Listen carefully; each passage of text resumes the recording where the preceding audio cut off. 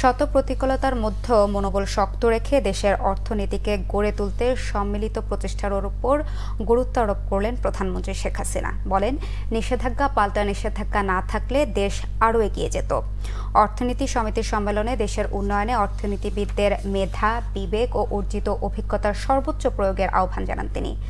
কিছু মানুষকে সুযোগ সুবিধা দিতে জিয়ার আমল থেকেই খেলাপি ঋণের সংস্কৃতি তৈরি হয়েছিল বলে প্রধানমন্ত্রী এ সময় অভিযোগ করেন। রকুনুজ্জামানের প্রতিবেদন। জাতীয় সঙ্গীতের মধ্য দিয়ে রাজধানীর রমনায় ইঞ্জিনিয়ার্স ইনস্টিটিউশনে শুরু হয় অর্থনীতি সমিতির ২২তম দ্বিবার্ষিক সম্মেলন। সম্মেলনে প্রধান অতিথি প্রধানমন্ত্রী শেখ হাসিনা বলেন, শূন্য হাতে যাত্রা শুরু করেও জাতির পিতা যুদ্ধবিধ্বস্ত দেশকে এগিয়ে নিয়েছেন। ৭৫-এর পর মানুষের মাথাপিছু আয় কমেছে। সে সময়ের অপপ্রচারকারীরা ক্ষমতায় এসে মানুষের ভাগ্য উন্নয়নে কিছু করেনি কেন, সে প্রশ্নও তোলেন শেখ হাসিনা। আমার প্রশ্ন ছিল, যারা এত বদনাম করলো, এত সমালোচনা করলো, তারা কোথায়? তারা বাসুদেবের খোঁজ নেয় না? বাসুদেবের অবস্থা হতেন। আমার বাবার রক্ত নিয়েও বাসুদেবের জীবনের পরিবর্তন কেন আসে না, সেটাই আমার প্রশ্ন ছিল। প্রধানমন্ত্রী বলেন, গণতন্ত্র এবং গণতান্ত্রিক ধারা ও বলিষ্ঠ নেতৃত্ব ছাড়া দেশের উন্নয়ন সম্ভব নয়। ৭৫-এর পর ক্ষমতা দখলকারীরা দেশ ও দেশের মানুষের জন্য কাজ না করে ভোগেই ব্যস্ত ছিল বলেও অভিযোগ করেন প্রধানমন্ত্রী। এই কালচারটা কিন্তু কিছু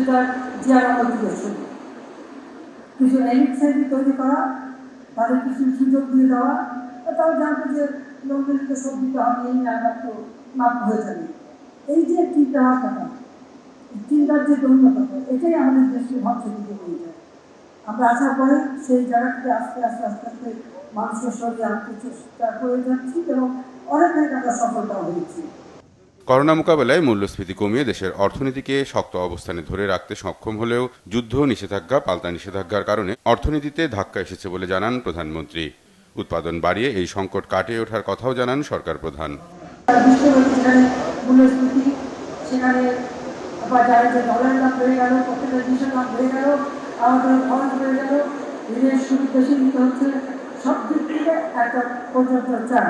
বাসগুলি পুড়িয়ে দেয়, ট্রেন কিনে পুড়িয়ে দেয়, রেলগাড়ি পুড়িয়ে দেয়, মানুষ পুড়িয়ে মারে।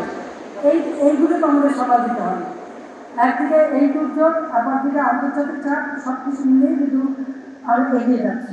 ইতিমধ্যে আমরা সরকারকে বাজেট দেবো, ইনশাল্লাহ বাজেট আমরা ঠিক মতো দিতে পারবো এবং বাজেট আমরা বাস্তবায়ন করবো।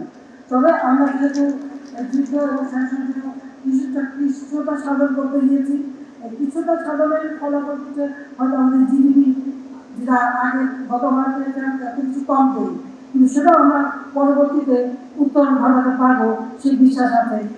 বাংলাদেশ কখনো আর কারো কাছে করুণা ভিক্ষা করে নয়, মর্যাদার সঙ্গে মাথা উঁচু করে চলবে। সেই ব্রত নিয়েই সরকার কাজ করে যাচ্ছে বলেও জানান প্রধানমন্ত্রী। করুণার পাত্র হবে না, ভিক্ষা চেয়ে চলবে না। রকুনুজ্জামান, বাংলা ভিশন, ঢাকা।